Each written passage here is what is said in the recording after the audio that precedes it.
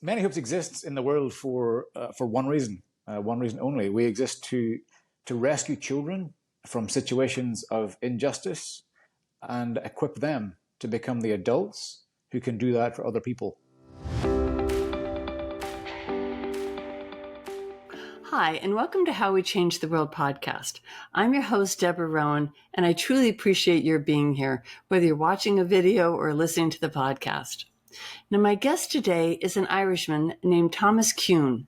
He is the founder and executive director of a nonprofit called Many Hopes, which he started about 15 years ago to help rescue children who are living horrific lives in countries around the world. And what Many Hopes does is to first educate them, house them, and eventually get them through college if they so desire. The idea is that in 30 to 40 years, those children will be able to help the children growing up behind them so that charities will be no longer necessary. Thomas was born on a sheep farm in Northern Ireland, and his career has been fascinating and his work deeply impactful. So be sure to check out the full show notes with photos on our website, along with very important links to view what I think is a very powerful and uplifting film called The Rising, which talks about the work they've already accomplished and the goals they have set for the future. I think between Thomas's compelling interview and along with this video, you may be looking for ways that you can help.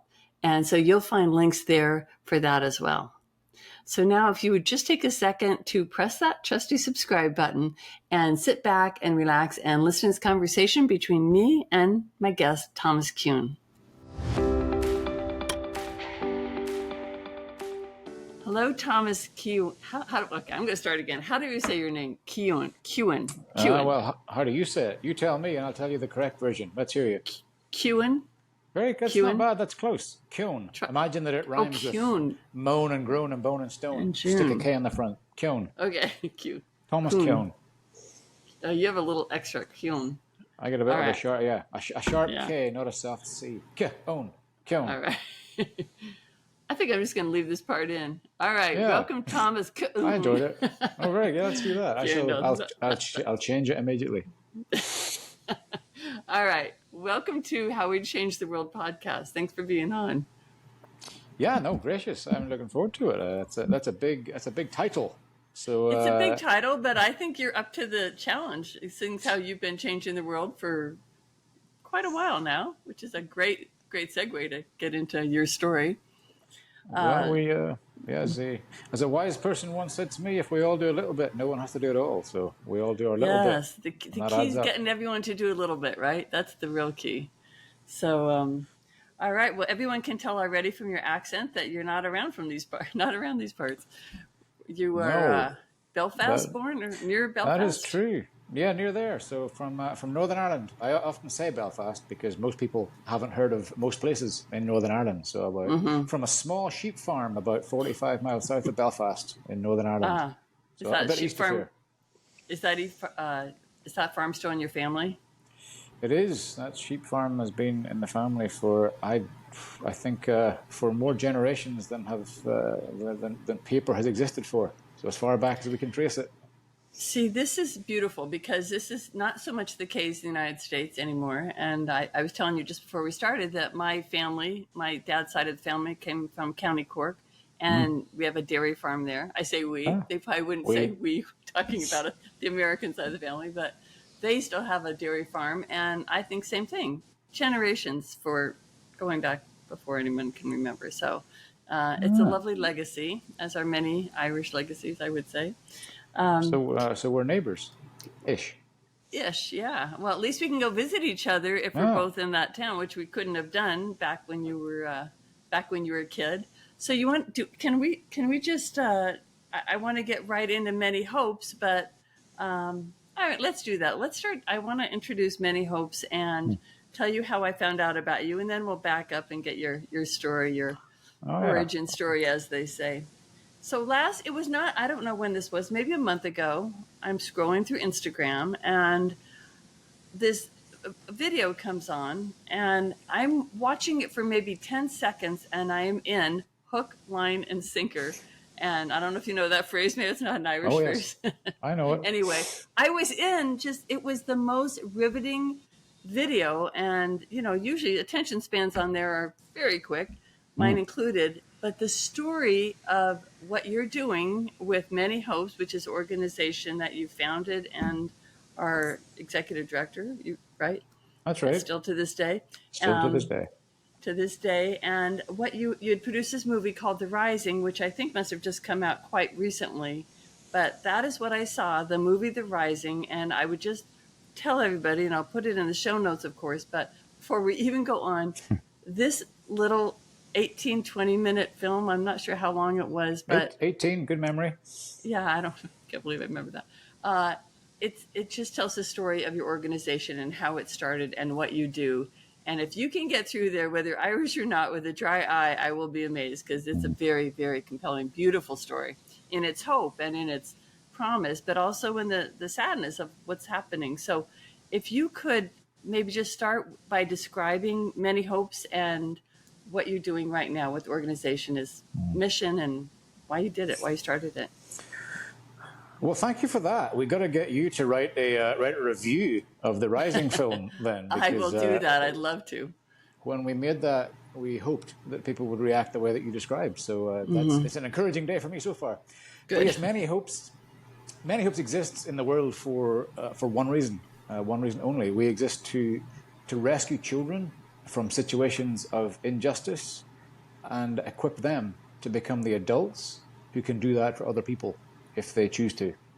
So rescuing children from things like modern day slavery, trafficking, sexual abuse, or just a simple lack of access to education, healthcare, through abandonment, having been orphaned, and to get them into a safe, nurturing place to live, access to an excellent education that gives them a shot at being an adult who influences their community, doesn't just subsist or survive within it. So if Many Hopes succeeds, if we succeed in 30, 40 years' time, then outside charity won't be necessary in any community where we've been active, because local survivors, people who've been through a terrible injustice themselves, are leading and winning the fight against that where they're at. So it's a Wow. long, long game. It's a long game. It's amazing, because you must have known from the very get-go that it was a long game. I saw a video you recorded, I think in 2014. Same story. Exactly the same story you're telling today, which says a lot. Only I know you've expanded and you've broadened the horizon for where you serve, but your mission is exactly the same, which is very, very powerful, I think. It Yeah, I hasn't don't know. changed. There's an old piece of Because it wisdom that works. says something like, the most important thing between heaven and earth is long obedience in the same direction. So we've tried to be, we have been Wow. obedient to the same vision Wow. for a long time. Most people do not have that in this day. I'm talking about everywhere in the world. It's rare. People want change fast. They want change in a year or two. To say we're going to be, well, okay, so it's been 15 years since you started. Now you're saying in 30 to 40 years, that goal may be reached, that you're trying to reach. I kind of interpret a little bit that your goal was to get, although I don't think you said this specifically, but was to get all children in school and even through college if they want. That's one of the goals, I guess.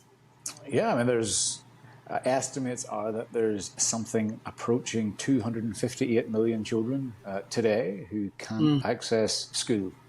So we as an organization won't stop until every one of those children have the chance to get into school and get an education. Now, how we do that isn't by us as a charity, us as an Irish person leading an American-based organization won't do that.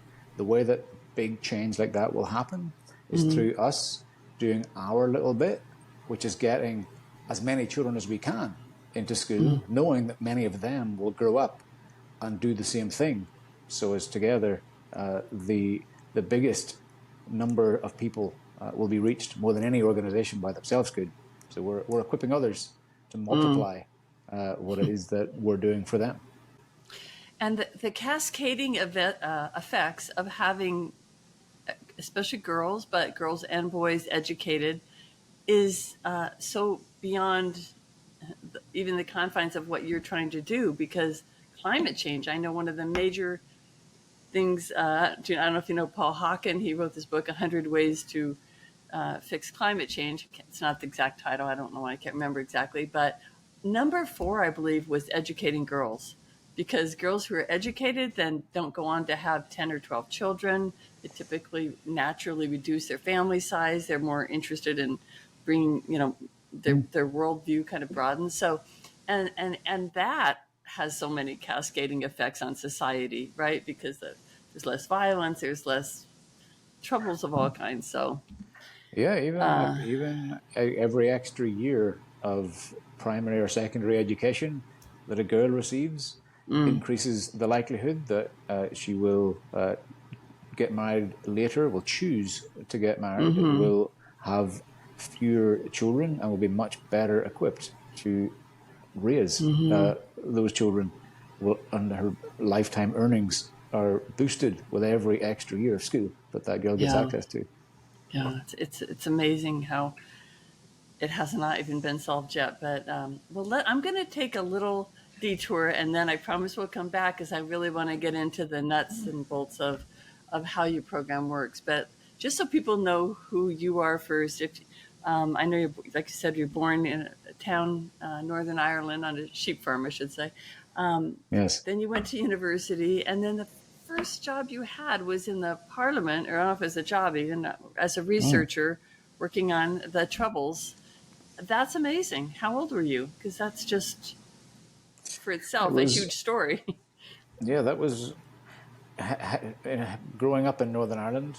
The what we very euphemistically referred to as the Troubles was a pretty violent political conflict that started in the late 60s and didn't end until 1998. And so being born in there, the first item on the news most days was a bomb that went off. In Yeah. childhood, a bomb went off, a bomb was defused, and everyone around me knew somebody who had lost a family member or a friend or a neighbor, someone they knew. Everyone had been touched. And I suppose whenever you grow up in an environment like that, you have a couple of options. You can go one of two ways. You can either become part of perpetuating a problem because terrible things have happened to people that you know, and you're rightly angry, or you can think maybe something can be different here. Maybe this doesn't have to be this way. Unfortunately, due to mostly the influence of my very strong, very loving family, very idyllic family, I chose option two. I was always quite politically involved. Had a lot of, as a teenager, had a lot of anger, I suppose, or anger or bitterness against, in quotes, the other side. But as I say, I ended up, because of family influences, taking the decision to get involved in a It's a huge lesson. constructive way. Ended up working for one of the two political parties that signed and then implemented the peace agreement in 1988. I was just around a college age and beyond, so I was very low on the totem pole there. But to be Yeah. close to To be on most it. Yeah. mostly I was writing speeches that weren't read out very much or rolled up and branded for emphasis quite a lot. But to be near something so significant as that taught Yeah. me the lesson that we've carried into many hopes, and that lesson being seemingly unsolvable or massive intractable problems can and do have solutions if enough people bring their own individual influence to bear on them. And so we've carried that lesson through to everything we've done since. Actually, that's exactly the question I wanted to ask you, was that seeing that there is something that actually gets solved, because so often that is people's frustration with every major problem that we're facing in the world, is that you see, not only do we see so little progress, but we see things getting worse in so many areas. So for you to be actually sitting in Parliament writing speeches when in the midst of it, and your boss, maybe not your direct boss, but winning a Nobel laureate, right? Winning a Nobel Prize, I Yeah, mean, for it's the true. Peace Yeah, Accords. Pretty yeah. amazing. No, it was remarkable. At that Yeah. age, it was a very, very uncommon experience to have. Yes, Yeah. the big boss, the leader Yeah. of our party, shared the Nobel Peace Prize the next year, Mm. and you don't get to be near that very often. Yeah. No, that had to I'm have a not, tremendous effect. Tremendous. With hope. So then why did you leave and come to the United States? Because after that, that's what you did right next, right? yeah, I so I have. ended up shortly after that then moving to Boston, Massachusetts, where there are people often say, "Oh, there's lots of Irish people there," which there were, but I mostly tried to avoid them. I thought I can talk to Irish people at home. I don't need to come across an Right. ocean to see people that. Yeah. But Yeah. yes, I was sent to Boston to do another Oh, you were. job related to the peace process at home, and that was some of Hmm. the politicians, some American, British, and Mm-hmm. Irish politicians who had been involved in the Yeah. peace process in Northern Ireland had Mm-hmm. identified something. They saw that, yes, it's fine for lots of elected representatives to sign an agreement that says we have peace now, but there's a big gap between that and young people who are coming from areas most affected by those years of violence, by young people who maybe have never had a job themselves, have come from families where their parents or even grandparents perhaps didn't have employment, and all they knew was the conflict. All they knew was, I'm going to fight with those You're people talking about youth in Ireland, in right? Ireland, yeah, on both Yeah. sides, Okay. which Right. they recognized essentially a group of the politicians from America, Britain, and Ireland recognized that there is an economic reality here that fuels violence and conflict, just like I Oh, suppose right. in American cities, Yeah. areas Everywhere. where there is the lowest levels of employment, there are probably the highest levels of gang Yeah. violence, for example. So they Right. thought, well, how do we make sure? How do we make sure that this peace agreement holds? How do we help some of these communities to Okay. both talk to each other and enter employment? So what they did was they created a program that brought young people from America did. The State Department created a program that brought young people from both sides Oh, of the divide in Northern Ireland to different cities in America for 2 years of paid employment with two two goals. years. Two That's a years. long time. Oh, yeah, that's a proper immersive No, experience with. it is. But I was involved with that with Iraqis and other countries and coming to the U.S. But it was a month. Well, this one was 2 years to teach. Fantastic. That makes so Hopefully, much more sense. well, you don't just come on vacation. Then you're Right. coming and you will be changed. And the Yeah. twin goals of the program were that every participant that came from an economically affected area, mostly in the cities and in Belfast, Mm-hmm. would come and they would first of all learn, oh, we're not that different after all. These things we've been Right. fighting over are important. We can have Mm-hmm. political differences, but they're not worth killing or dying over. Number one. Right. Number two, it feels good to work. It feels good to have cash on the hip and to pay my way. I'm going to do that. And then Yeah. they go back to Northern Ireland and their influence Beautiful. Wow. disseminates outwards. So I was employed to come and help implement that program at the Ah. beginning. So that's how I ended up in America. So was it who employed you? Was it the U.S. State Department? It Oh, was it so it was a was. State Department. Well, a State Department Oh, through a couple of interesting. subcontractors, but ultimately it was a Yeah. State Department program. Wow, that's a fascinating job. It So was that, yeah. my it was right after 9/11, and so my first job was persuading American companies to hire unseen, Mm, largely unskilled Northern Irish folks right after 9/11 happened and a recession was about to wow. hit. So that Yeah. made fundraising from any hopes pretty easy later on. You got a lot of I no's in don't. that job. Oh, I My see. job was to go and persuade American companies to hire people Yeah, at a time they were laying people off. I see. So I Yeah. got So rejected for a living. yeah, yeah. Good sales training. No, It no, was no, no, no, no, no. yes, Okay, no, no, no, maybe no, if yes. yeah, yeah. But the yeses probably weren't that frequent. Wow. So that I didn't get that part of your story. That's really interesting. But then you became a writer, a journalist after that. And so did that program Yes. just naturally end, or I assume That it ended at one that point. This program ended. 2 year program. It was a 2 year program, and Congress renewed it 2 or 3 times, so it lasted Uh, 5 or 6 years in the end. But yeah, at the same time as that, I was writing, but mm-hmm. back to the speech writing again, but writing for Yeah. newspapers in Ireland and in the US, and I had a weekly opinion column in not a Oh, not a very good newspaper, a free newspaper, but one that was very widely read. A paper called the Metro newspaper that published every day, every weekday in Boston, New York, and Philadelphia. So every Wednesday, I had 500 words to It's a great audience. That's a tell great people something. experience. Well, the Yeah. best thing about writing opinion columns is that everyone's the world's leading authority on their own opinion. So I I knew No my fact opinion better checking than anyone else. necessary. No, Yeah. Wow. Wait, you didn't write every day, did you? Did you have a once a piece on week. it?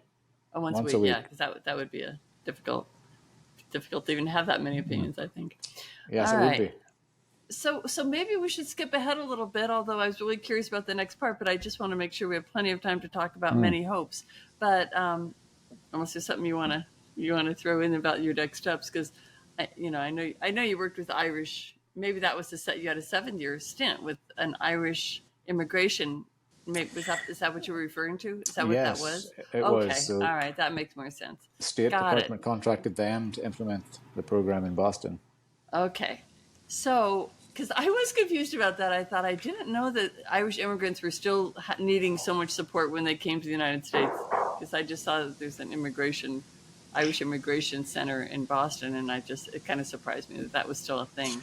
Because there's so Oh, many for yes. people coming from Africa and coming from the Middle East, and there's a lot of centers like that, but you don't see it for Irish anymore. So that Well, I was that's confused. true. Yeah, the organization that I worked for implementing this program in Boston was called the Irish Immigration Center. It then changed its name to the Irish International Immigration Center because we served immigrants and Oh, refugees from over 100 countries. It just happened to be oh, started by Irish people, yeah, I and so see. that the name was a Yeah, bit deceptive.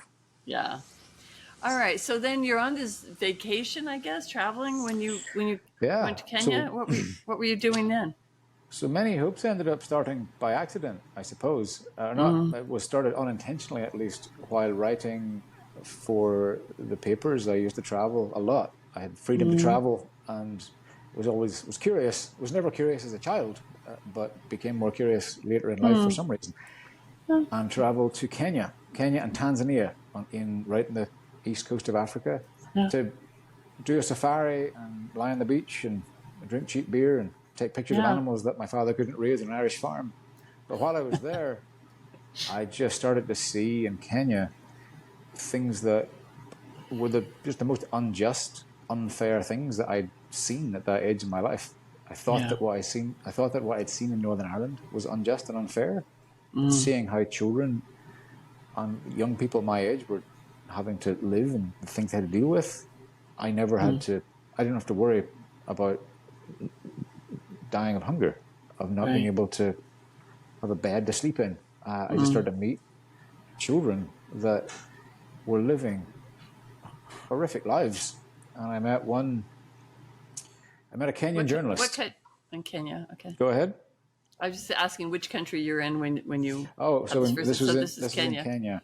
This was in Kenya. So went to Kenya, did the holiday bit or the vacation and the safari, and then I met a Kenyan journalist, a much better journalist than I could ever hope to be. A very, very bright, very capable reporter for TV and for news. And had a just he was a remarkable man. He had had an experience that changed his life. He met boys used to follow him in the street with his big camera, where he'd sometimes turn the viewfinder on them and they go, "Hey, we're on TV, you're on TV," Yeah. and he began to befriend boys who lived in the streets and ate from the dump sites and begged from tourists, and they began to trust him. And then they introduced him to a girl called Gift, or Zawadi in Swahili, who's referenced in our film that you watched.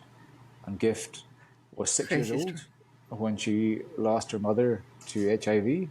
She never knew her father, so she was left begging for food in the street by herself, carrying her infant brother on her back, her baby brother, unaware that her brother was dead already, while she carried him around Mombasa seeking food. And this Kenyan journalist thought two things when he met Gift. He thought, number one, this is not right. Children in my country no child anywhere should be begging for food in the street, never mind carrying a dead sibling on their back. And number two, I am complicit in this. I am a man of influence in this country, and I'm not currently using it for anything other than myself. And he then refocused his journalism on giving a voice to the voiceless and raising issues of injustice. Oh. And he and I became friends, and we both realized, as people who were quite maybe cynical or skeptical about the effectiveness of aid or charity internationally. I'd grown up always being told, finish your dinner. There are children starving in Africa. My mother would say, Yeah. or seeing Always. fundraiser after fundraiser and think, well, why are nothing seems to be changing? Is it? Why isn't it? Why isn't it Why working? isn't it? Yeah. And he and And I just, I think, united on that. Him from a receiving country and me from a giving country, if we're using clumsy language. But both of us observed Gift and other children like her, and we thought, goodness, they're they're brighter than we are. Gift is brighter than we are. She has a desire to see things be different in her community and in her country, just like I did in Northern Ireland. Desired what I was growing up in with the violence and trouble to be different. I could access education to act on that desire. I had the support of a loving family to be able to act on that desire. She didn't. We thought, imagine if we could give Gift and 10, 100, 1,000, 10,000 other children who've experienced something that she has, access to the education in their heads, the confidence in their bellies, and the network of each other at their fingertips to match that desire in their hearts. That's game-changing in 30 years, we thought. So let's start doing that. And we started. oh, so you started with this journalist. That he was also a founder or a We co-founder of started the org. in the very beginning. He was Okay. he was the leader in Kenya. He was already advocating for and rescuing and housing and educating children. Yeah. And then I realized I can't do what you can do, but you can't pay for it. I know people at home in Northern Ireland and in America who desire to do good in the world, the desire to live impactful lives, but maybe don't know how to, or too busy to find out, or don't know who or what they can trust. Yeah. It's hard. Yes. Let's give them something that's easy and that they can trust. Yeah. I think not to skip too quickly over that point, because that was what you thought when you were in Kenya. I saw you or heard you say that somewhere, that you knew, and I grew up this way too. My dad always said, don't give money to charities, then it never gets to the people. And I grew up thinking that as well. And there are still many, many cases today where that is not the case. But what gave you, in fact, I think you said there had been $2 trillion in aid. I saw this on some interview that had been given to maybe Africa in general. I don't think it was just to Kenya. And yet there were something like 250, 300 million kids on the street. Well, there are still, yeah, I mean, exactly that. The numbers are so large that, again, can't relate to them. Yeah. Approximately $1.2 trillion of aid has been invested in the continent of Africa in the last 60 years. And good things have happened, of course. I mean, of course, schools exist and folks are accessing clean water that they weren't before, and people are alive that wouldn't be. But it didn't seem to us that the root causes that necessitated the continuation of those large aid dollars were going away. It seemed like the 60 years on. Well, clearly there's a lot left that was untapped.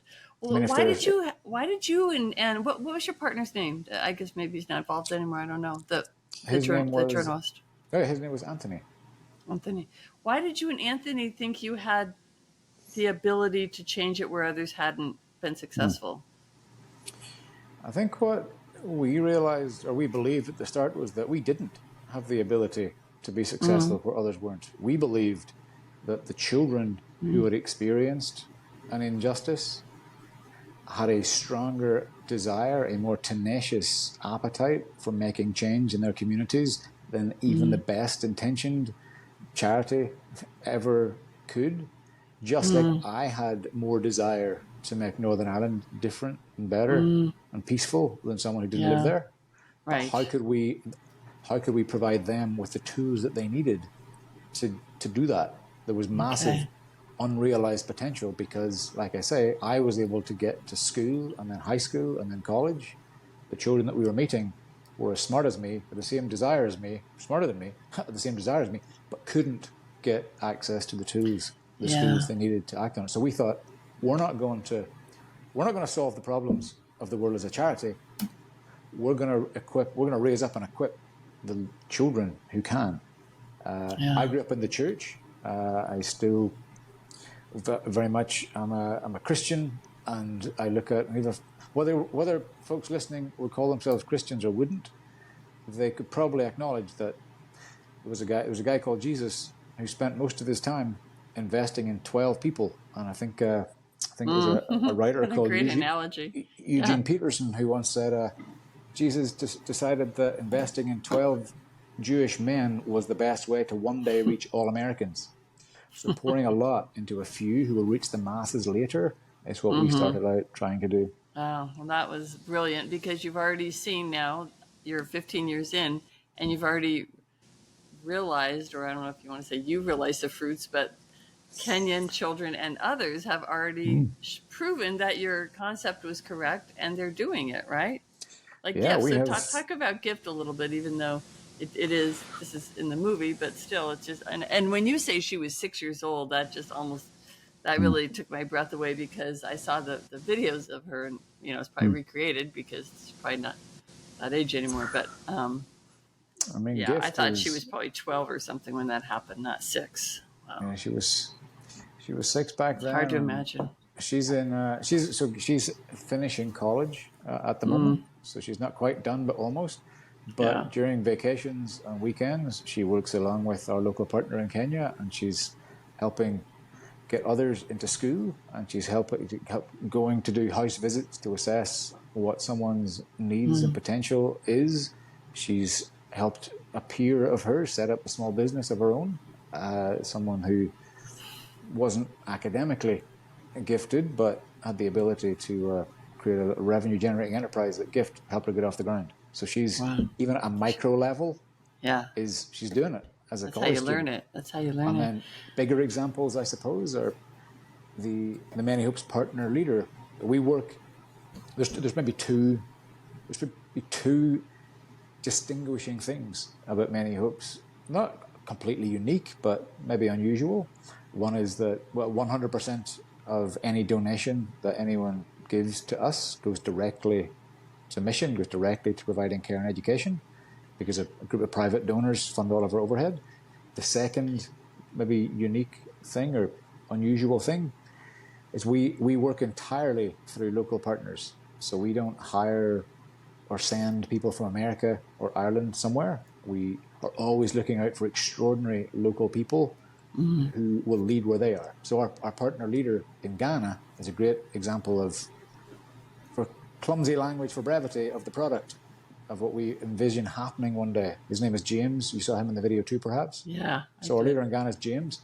When Yeah. he was 6 years old as well, same age as Gift, James was sold into slavery on the fishing boats of Lake Volta in Ghana. Lake Volta is the largest man-made or human-made lake in the world, and it's the epicenter of the commercial fishing trade in Ghana. Children are bought and sold by traffickers to slave masters who are fishermen to dive off boats and untangle fishing nets from trees that are below the surface. They lose their eyes and they lose their lives jumping into murky waters, not knowing what's beneath. James lived that life for 7 years. Our leader in Ghana was enslaved from the age of 6 to the age of 13. At the age of 13, he escaped, and after going through elementary school, high school, college, he became a banker at Barclays. Then he quit that job to go back to the same lake that he had endured 7 years of slavery on. He's since rescued just over 1,800 other children, many of whom are today rescuing others. So we imagine James, you could say, is a once-in-a-generation person. Maybe, but why? He doesn't have to be. Yeah. Let's have Yeah. 10,000 Jameses. That changes Yeah. the conversation. So I want to maybe back up a little bit or go deeper a little bit on how this technically works, because I think maybe we haven't fully explained how you do this. Like, so how do you find people in Ghana? How do you find people in, I think you're in Guatemala now, also in Peru? Maybe is that one of the Yeah, countries? so And 6 then countries. maybe 6 countries. Okay. And then also just what maybe a little bit more explanation of what it is, because you're rescuing people that are clearly they're slaves or they're starving or whatever situation. And then what are you doing? Like, what happens next? So maybe if you can talk about the process as you created it, and also maybe finish talking about the 6 countries. Yeah, those are good questions and big questions. So the 6 countries I that know. we have local partners in are on the continent of Africa, Kenya, Ghana, and Malawi, and in Latin America, Guatemala, Bolivia, and Peru. And Okay. in bricks and mortar terms, if you were to physically visit, infrastructure in each location will look a bit different because there's no one solution for every place in the world that looks exactly the same. But the program that we deliver looks the same. So Okay. here's how it works. The sequence of what happens is, think of three words: rescue, equip, and then launch. So the phase one is just rescuing children who are currently enduring some kind of abuse or violation. That could be slavery in Ghana, that could be sexual abuse in Kenya, it could be simple abandonment in Malawi. So getting a child out of a dangerous, violating situation into a safe place where they can live and be Okay. nourished and nurtured. And then equip, that is access to excellent education, an education that gives you a shot at getting to college if that is what you want. Not every child will want to go to college. I For went to sure. college. My sister didn't, and she's living a great life. Yeah. So good education, excellent education, and then mentoring, career, professional mentoring, and then third, in bucket two, maybe slightly unusually, workshops and lessons on how government works, on how the justice system works, and Oh. how to know what your rights are, how to spot when they've been violated, and what to do about that. So, as you know, when you see something in your neighborhood, that shouldn't happen. I know what to do about that. I know who to call, I know what to say, and I have a reasonable chance I'll be listened to.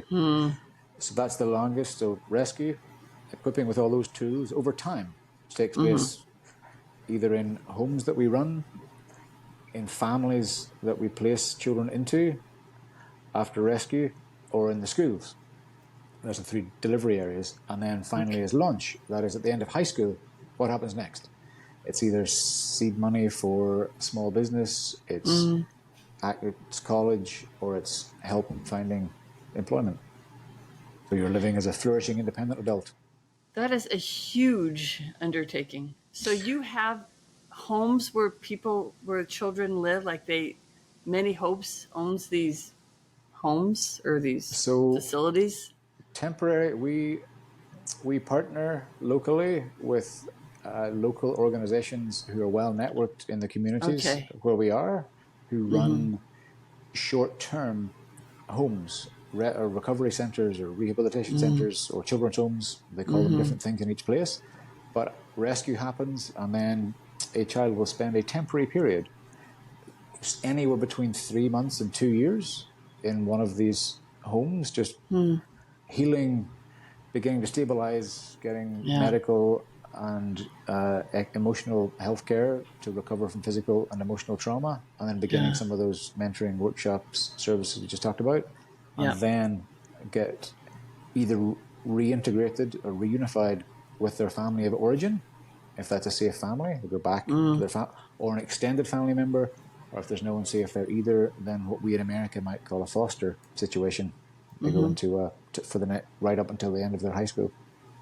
Oh my goodness. It's really a massive undertaking. I mean, this is It's not a small thing. I don't know. that's the long And it's a term. lot of, it's a lot of money. And you're able to, you've been able to raise because, okay, I'm always wanting to back up, but things jump out at me because one of the things, and I know you're not completely unique in this, but it is rare when an organization, first of all, okay, the topic I'm on is when someone gives a donation, it goes 100% of their donation goes to the work.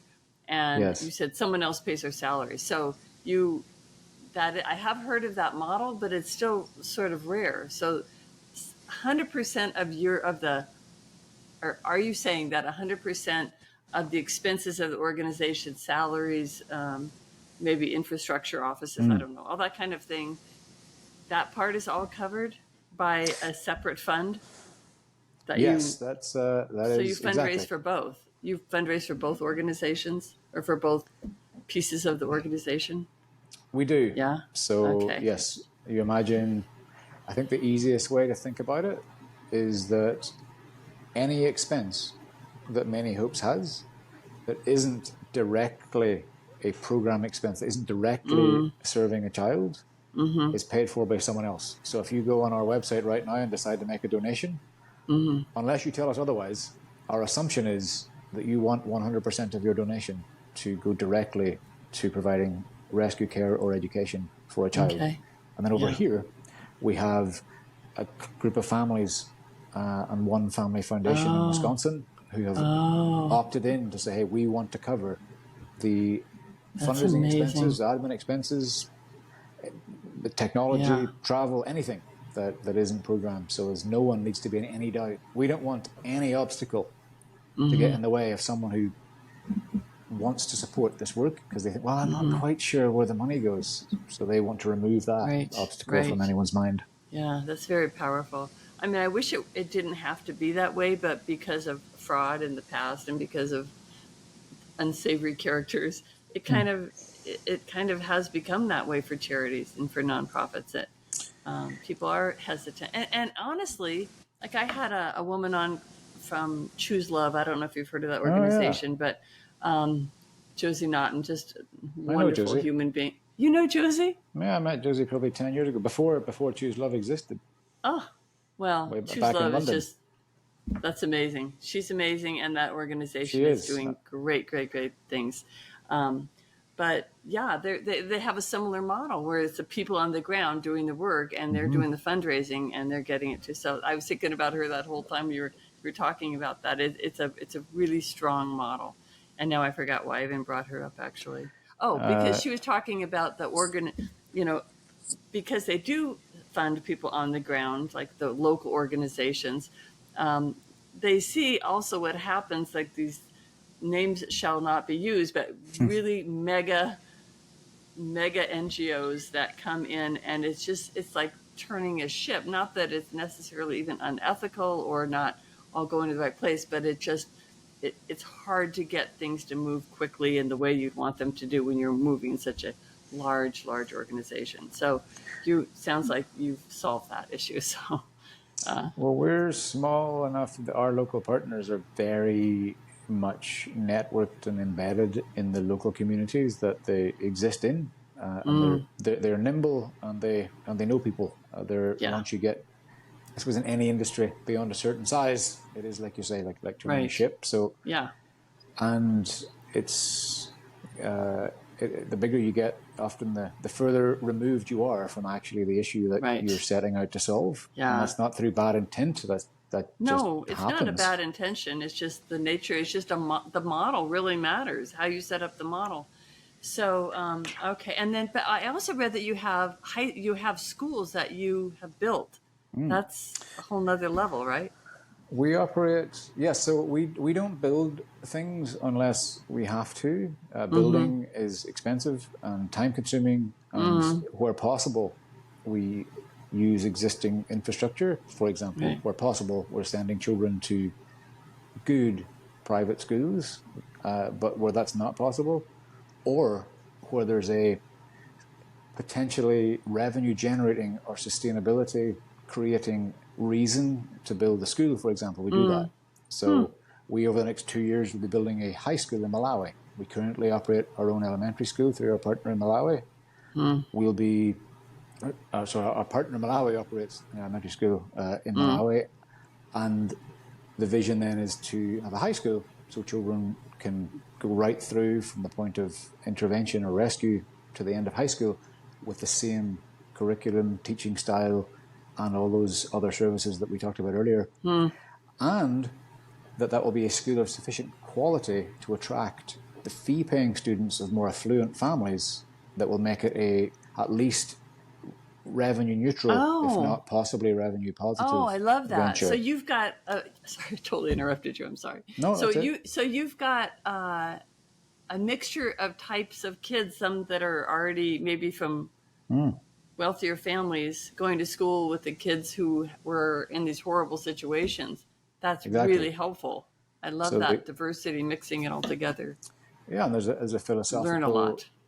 exactly. Yeah, Yeah. there's the financial piece of that it makes it, Mm-hmm. instead of paying for everyone to go to a school somewhere, you can Mm-hmm. be running a school that pays for itself eventually. Mm. But philosophically, you're providing an education that's of a very high standard, but in a school where kids from poverty are getting access to privilege and children from privilege are exposed to poverty. So both groups live and lead differently. Who do you care Yeah. about most in the world? Your Yeah. family, probably, your friends, at the very least, people Mm-hmm. that you know, someone you're Right. familiar with. So Right. whenever some of the children from more affluent or influential families are being educated with some of the children that we have helped out of an abuse situation, they would never meet each other otherwise. Just like back in Northern Ireland, that first program I came to the US to help Mm-hmm. implement, those people weren't meeting each other ever, which Right. meant that they Right. fought with each other. Yeah. Uh, but Yeah. instead, a child will make friends with someone in school. They'll go home to their dad and say, "Dad, you wouldn't believe what Susan in school is dealing with. You know Yeah. the Minister of Justice. You can do something about that, or you know how to do this. You can." So That's very, very cool. Yeah. the power of And proximity is pretty profound. it's everything, but also the power of I don't know what the word is, but longevity, I guess, because again, I worked with Israeli and Palestinian kids and also like similar groups from the U.S. going to the Middle East, and we would have these programs, and they don't want to. Palestinians, Israelis, they're hugging, they're kissing, they don't want to leave each other, they hate each other at the beginning, they love each other at the end, and then they go home Mm-hmm. and they get back under the influence of everyone else, and they can't keep it up, and they lose that awareness. I mean, they don't lose it completely, but this that longevity piece, it's rare in a program, and I love that. I think it's the very best thing that you could say about it, because it's got staying power, and that's when lives really change and situations change. So that's Well, huge. I think the analogy that I give quite often, patience in philanthropy is Mm. sadly quite rare. You mentioned Mm-hmm. this earlier that often folks want to Yeah. see quick impact, and sometimes you need that. Yeah. If there's been an earthquake or there's a Sure. famine and someone Yeah. needs food at once, Yeah. they need food at once. Right. But patience is quite rare, and we require those who come alongside us are people who realize real change that will last Mm-hmm. and endure at a deep level takes time. Mm-hmm. The analogy I like to give is my mother. If my mother was pressed when I was 7 years old, if she was pressed to give reasons why I should keep receiving funding as a 7-year old, she'd be hard pressed to give a good reason. But she believed that maybe if I keep going for another 11 or 12 years here, Thomas might do something worthwhile. So it's no different to that. Yeah. It takes Yeah. every child whose life we enter who's 6 years old. It'll be 30 years before they're 36. They're not probably entering their peak of influence Yeah. for 3 decades. So Yeah. it's a long, long, long play. Yeah. One, and this is just true with international development in general.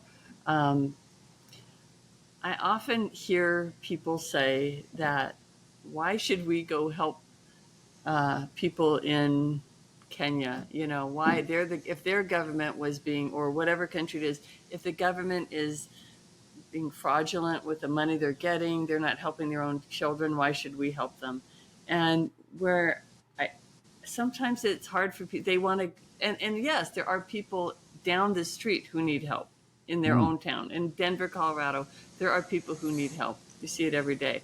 So why should someone take their money and not put it there? And why should they put it in another country? And I think sometimes people have difficulty finding that connection to understand how.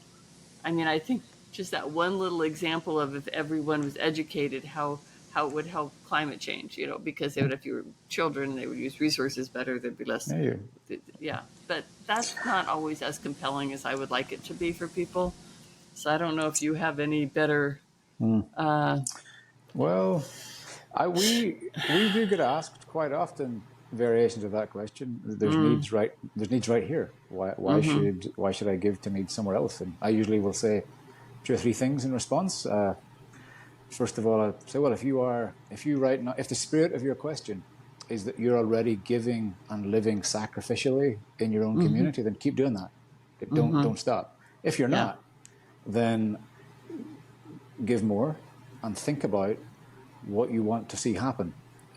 If it is a true story that there are probably more people within 15 miles of someone in need in Denver who could meet that need if they chose to, than there are people within 15 miles of any child that we serve. Within 15 miles of any child that we serve, there's no one. So it's either us or it's no one. Yeah. And then number three, I'd say, if your passion is education, which ours is, you will provide more education per dollar abroad than you will at home. So if it's a question of the individual and their heart. Yeah.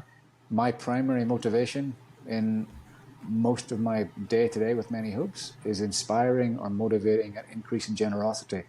I would love that generosity to come to us because I believe in the effectiveness of what we're doing, but we recommend other organizations all the time, local and international. If we all give somewhere Yeah. a little more, then Yeah. the sum total increases. Yeah. I think another question, for some reason, I'm having a little trouble hearing all of a sudden. Oh, what about now? I don't think it was on your end, but it's good. I Another question that people in America anyway often have is that why is education not free in other countries as it is in ours? I and there's often confusion about I was trying to help some people in Belize and a woman wrote me and said, but I was trying to help some kids get money for schooling in Belize, which is central near Guatemala. I've And been to Belize. have you? Yeah, No? it's. I just got back from a very long time there, so I got to know it pretty Oh, well. I haven't. Yeah, Were you on? my son is living there, and I can work anywhere. So he's doing a Ah, lot with education there. Like he's doing a lot with the local school system where he lives. But he's up there working on a hotel. They're renovating and running a hotel down there. So I lost my train of thought for a second there. you, Okay, so you, I was trying to raise some money for some people I knew in Belize to go to school, and just two girls, like small, and a lot of pushback, and even from Belizeans who said it's free, but it's not free in that we're in this particular place we were living, and I've just this question comes up in a lot of different countries: is it free or is it not free? It seems like there's some confusion there, and if it is free or if it's not free, why isn't the government paying for their own people to go to school? Do you happen to know the answer to that? well, I suppose there are what close to 200 countries in the world, so the answer will be different in different Right, ones. right. But there's probably a few categories of things going on. In some places, there is simple lack of resources. In Malawi, Malawi is the 12th poorest country in the world. Even if the government wanted to provide quality education for everyone from kindergarten through to the end of high school, money to pay teachers has to come from somewhere. And so if people aren't making any money to pay tax to the government to deliver education, then there's no money to deliver education. So there's that's one category of issue. Right. Another is, we talked about it a few times around the edges of it. There is corruption and a lack of will quite often in places where those in power and influence are very far removed from the ordinary person. One of the reasons that we are taking the long approach that we are is, how do you change that? You could either change the mind of a corrupt or apathetic government official, or you can have gift, become that government official one day, or a child themselves that couldn't access education knows what it's like to become that person one day, which is what we're about. Those are probably the two. And then there's a third category where maybe this is what you encountered in Belize, where education, and Kenya's a good example of this, education will be advertised internationally as being free, primary education. And it is free in that there is no school fee, but you have to buy books and Everything else. uniforms and everything. Yes. And Yes. if you're living Yes. on Uniforms. two bucks a day, you can't do that. Right. And then and finally, maybe the fourth I think thing you hit it. Yeah. where we come in is there are also places where it is free. You don't have to. I visited a school in Malawi in April of last year, and I've shared the picture with lots of folks of a school that's free, and there are children in there. They're all sitting on the floor. There's probably 110 in the class with one teacher with a yellow dog-eared book, and there's not a desk, there's not a table. Unbelievable. So there's education, and there's one of the most heartbreaking things that we see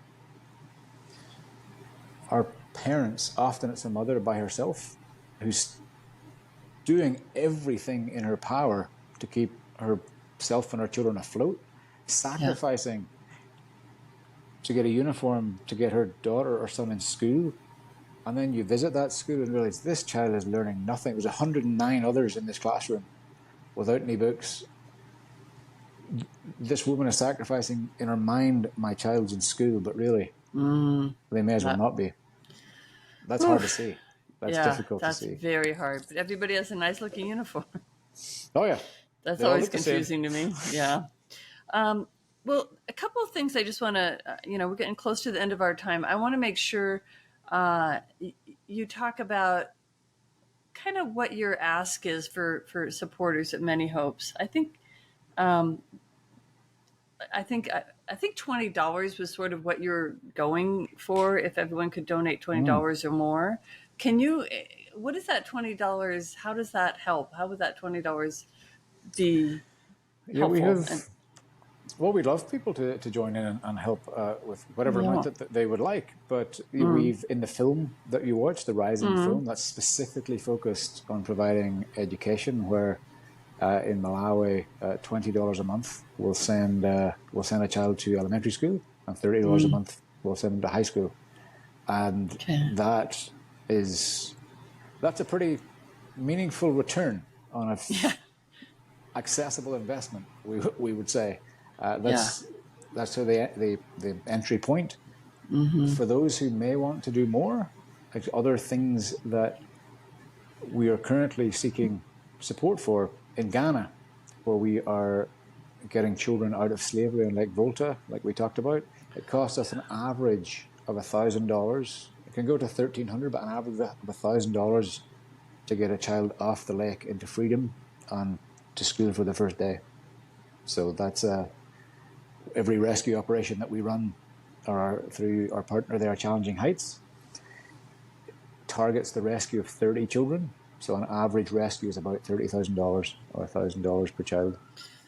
It's so mind-boggling to know that something is illegal and that they still have to be rescued from there. That it's common knowledge that they are slaves. It's common knowledge. You can see it. You can take pictures of it. You have pictures of it in the film. It's illegal in the country, I'm sure, to have child slavery. It's illegal everywhere. It is. So it's against laws, but laws that don't get enforced may as well not be there. Yeah. It's just, I think, hard for people to believe sometimes that that's the case, but it's very much the case. So many countries. So, we've seen just dramatic things happen as a result. I was in Kenya 2 weeks ago. I'm back sitting in New York now, but I was in Kenya 2 weeks ago, and one of the reasons I was there was that one of the first children we ever had in a home that we funded, and one of the first girls that we put through school. Her name is Jane. She was graduating university in Nairobi, and it was a very emotional moment to sit watching her. I got to be one of the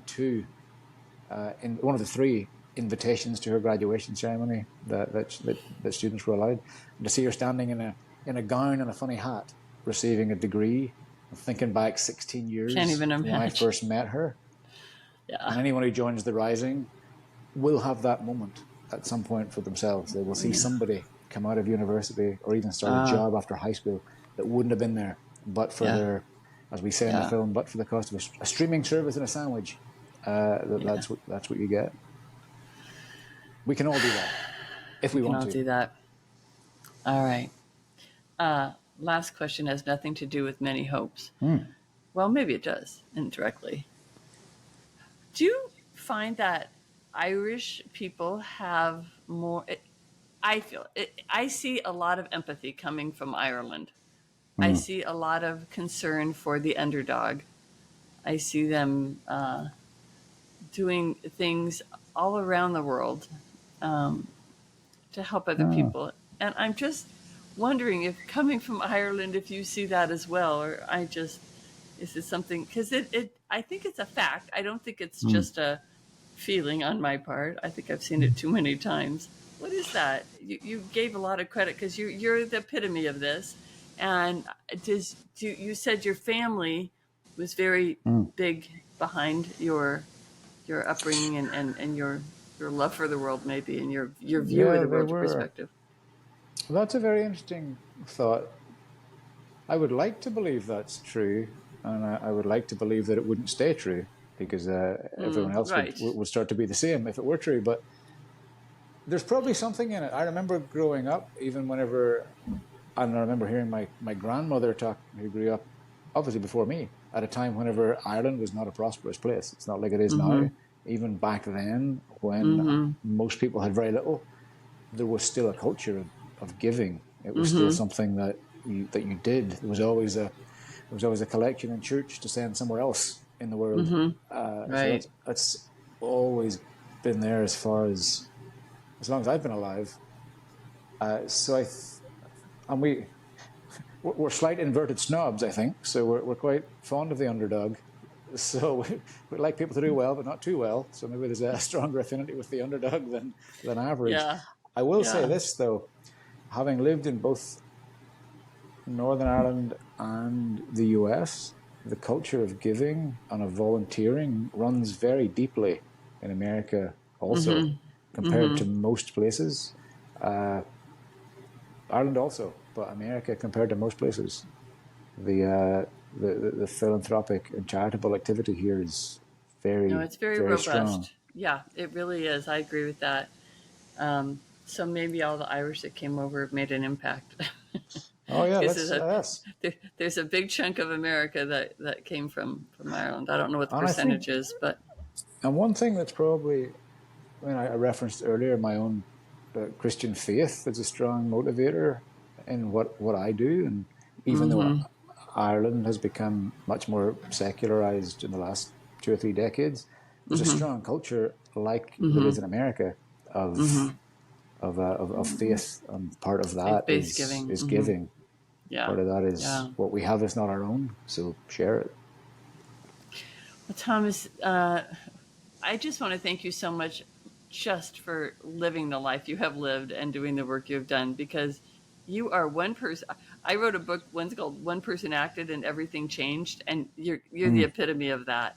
It literally takes one person to start something, and then you need followers and you need support and you need all those other things of community that come with it. But if not for that one person, nothing changes. So thank you for being that person. Well, heavens, well, as as someone once said, I shall take the encouragement and pass the glory on. But our hope is that what you just said will apply to every child that we have entered the life of, and everyone who joins the Rising and supports their kid through school. That one person can go on to do things that we can't even imagine just now. I Right. didn't know what was going to happen with Many Hopes when we started. It was Right. it was a But you it was started anyway, which is the whole point. Right. incremental, day by Yeah. day, knowing that Incremental, but it'll you had a grow. vision. It had a Oh vision. yeah, we had a big Yeah. vision. We still do. Yeah. We're just getting Yeah. started. Yeah. Well, I really encourage everyone watching to watch this film, which I'll put the links to in the show notes. And also, $20 a month will make you feel much better about yourself and the world. So I'd really encourage people to give what they can as well. And Thomas, thank you so much for coming and spending this time. It's just been fascinating and inspiring. Yeah, Really you've been really appreciate it. really enjoyable to talk with. So thank you for the Great. invite. Thank you. Maybe All when right. you're in Denver, we'll do a talk here or something. Do you do fundraising in Denver? Oh, I'd love to be in Denver. We have, Yeah. yeah, we have one or two supporters, maybe three or four families, in fact, in Denver and in Colorado Mm, Springs. So we have and in mm, Boulder, I believe. I've not been there for yeah. years, but I'm free that day. Well, Wintertime. all right. We'll figure it out. Thank you, Thomas. Oh, Take yeah. care. Bye bye. All right. Bye bye.